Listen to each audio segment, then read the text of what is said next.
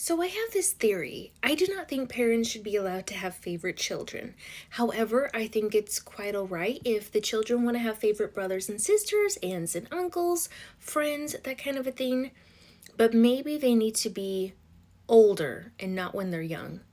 Actually, I'm just, as I'm listening to myself, like actually audibly, like make this known or whatever, and just kind of soak through different ideas and experiences and parenthood and childhood and all those different things. It's just an interesting like concept. Now maybe this sounds really hypocritical and ironic, but maybe it'll kind of make sense after you hear me kind of theorize through this. So one of the most beautiful things that I really appreciate what my parents did for me and my brothers and sisters and I was that they never had a favorite. For instance, I was always their favorite Hannah, their favorite firstborn daughter, and they treated all of us kids like that because we're all uniquely different and beautiful and handsome and talented and gifted, and there's only one of us. So I really, really love that. And I'm gonna let my parents know, like, I don't know if I've ever told them this, but like, it just means so much to me. Mackenzie will always be my favorite stepdaughter, my favorite Mackenzie.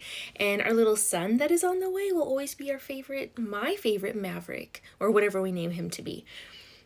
I'll never forget this time when my husband and I went back to Nebraska to visit our parents and do some fun stuff while we were there.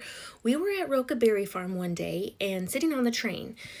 There were these grandparents in front of us and their grandkids, and the grandkids were pretty young, maybe somewhere like 3 or 4 or something like that. And I remember the grandmother like emphasizing how the granddaughter was not the problem child and the grandson was, and like just seeming like she was the favorite and why can't he be more like her kind of a thing. So like I said, I'm just kind of like just trying to like be fair to everyone and just put in consideration, okay, like what is healthy and what isn't, just with parenthood and childhood and everything.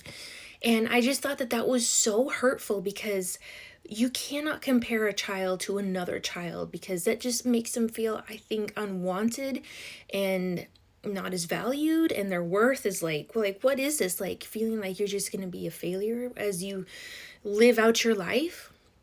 But then that's why I'm like, okay, but maybe it's not healthy to do that for other relationships, or at least until you're older.